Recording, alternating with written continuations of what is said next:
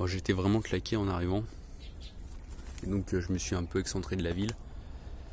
J'ai trouvé un peu de forêt, je me suis mis là, j'ai monté ça n'importe comment. Je me suis foutu dedans, j'ai dormi quoi. Donc là j'ai décidé qu'aujourd'hui j'allais rester ici pendant toute la journée parce que je suis pas prêt pour partir là. Je vais essayer de trouver un endroit pour dormir confortable. Pour recharger mon matos.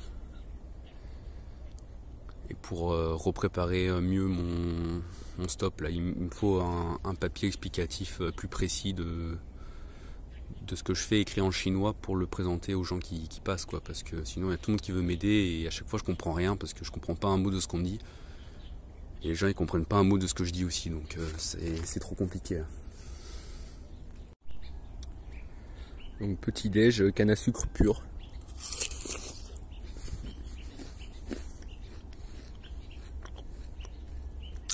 C'est pas mal. Là on a l'impression que je suis vraiment bien caché, mais en fait tout autour il y avait des gens qui promenaient les chiens, où j'entendais des Chinois avec des feux de camp qui parlaient, des trucs comme ça. Et là j'avais vraiment envie d'être planqué là pour pas qu'on me fasse chier pendant toute la nuit.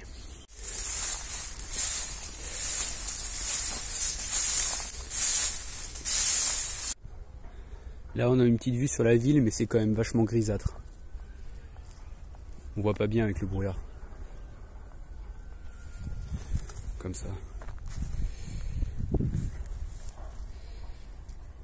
Je vais retourner en ville me balader un peu.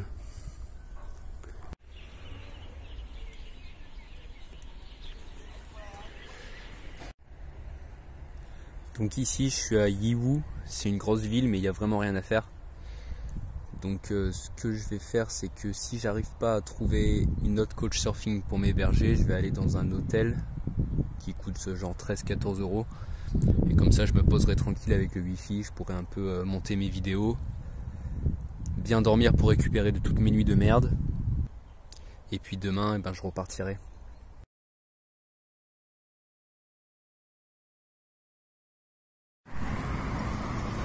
Alors il est 6h30. Je pars de bonne heure cette fois. Je devrais arriver à l'intersection d'ici 3 heures à peu près. Parce que cette fois je vais dans la bonne intersection. Je fais attention de bien aller dans celle qui est la plus adaptée. Et elle est assez loin. Mais bon, en général ça vaut le coup. En plus il est tôt. Là je devrais arriver vers 10h. Avant 10h espérons. Et là j'ai vraiment les morts parce que je me suis fait chier à demander à mon ami chinois là, de me traduire un petit texte qui permet d'expliquer qui je suis et ce que c'est le stop et pourquoi je fais ça, enfin pour montrer aux gens sur la route quoi, pour leur expliquer que si sur mon panneau il y a marqué une destination finale, c'est pas pour ça qu'il faut enfin s'il s'arrête avant, bah ça m'arrange aussi quoi. Enfin faut leur expliquer comment ça marche. Que je veux juste, même si ça m'avance de quelques kilomètres, que ça m'avance, tu vois, parce que moi je parle pas chinois du tout. Donc si j'ai un papier à leur montrer pour leur expliquer, ça va beaucoup aider.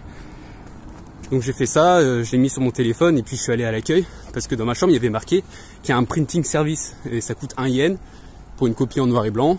Demandez à l'accueil. Je suis allé hier soir à l'accueil, je suis tombé sur un enculé qui voulait pas le faire. Alors je lui parlais avec le traducteur de voix Google. Il me dit je suis sûr il sait pas faire, il sait pas imprimer un truc parce qu'il est trop con. Et après donc je lui parle et tout, je lui dis bon bah il y a juste 5 lignes, alors regardez, vous prenez un papier blanc, et vous écrivez en chinois ce qu'il y a marqué quoi. Et il voulait pas l'écrire. Juste il avait 5 lignes à écrire, il voulait pas, il disait non je veux pas. Et je suis allé ce matin et même chose. Alors je leur montre la photo, putain dans ma chambre c'est marqué en anglais et en chinois qu'on peut faire des photos, des impressions. Oh, c'est hallucinant, je vais leur mettre un 0 sur 10 en note booking. Mais je vous jure que le mec il comprenait ce que je lui disais hein, parce que je lui traduisais avec le Google machin que j'utilise régulièrement et qui marche bien, les gens me comprennent. Et je lui ai même demandé où est-ce que je peux faire des photocopies en lui montrant la carte, le Google Maps chinois. Et il me montre genre toute la ville avec le doigt en mode démerde-toi quoi. C'était n'importe quoi. En tout cas à 7h du mat, il n'y a pas un chien. Il n'y a personne, tout est fermé. Il n'y a pas un seul konbini dans cette ville. Et j'ai faim. C'est bizarre quand même, on s'attendrait à avoir de la bouffe de rue par exemple. Pourquoi il n'y a pas de nourriture de rue? Là j'ai fait tout le trajet en tenant la pancarte comme ça en marchant. Mais il y a tout le temps des taxis qui s'arrêtent, alors j'ai arrêté au bout d'un moment. Ça sent le péage avec personne une fois de plus.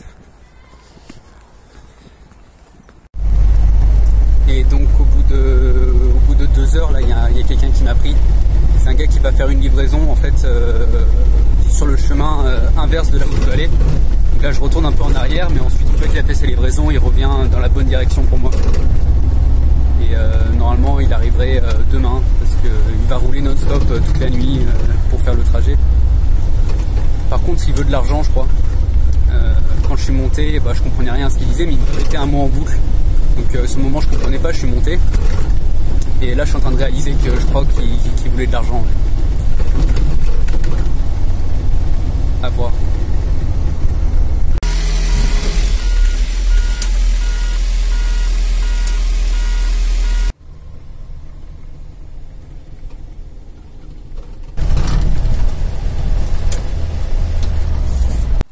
Là je suis à Hangzhou en fait. Et on a traversé la ville, c'est que des gros immeubles comme ça partout, c'est abominable.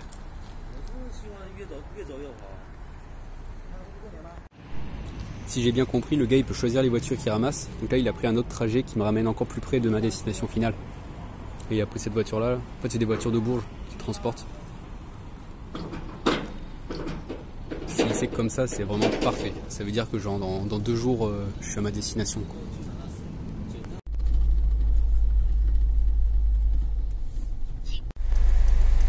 Bon, finalement, une fois de plus, j'ai rien compris à ce qu'on me disait. Donc en fait, tout se passe comme prévu initialement.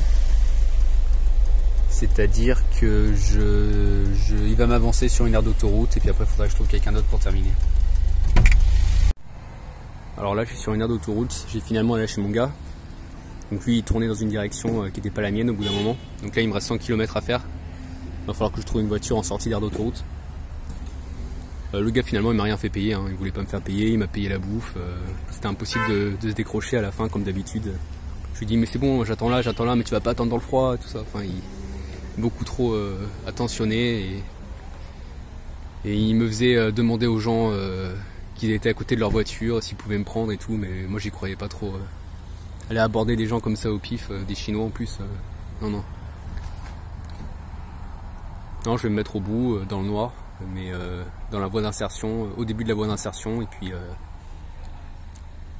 les phares devraient éclairer mon petit panneau et je devrais faire suffisamment pitié pour que quelqu'un me prenne. Il est 2 h du matin d'ailleurs.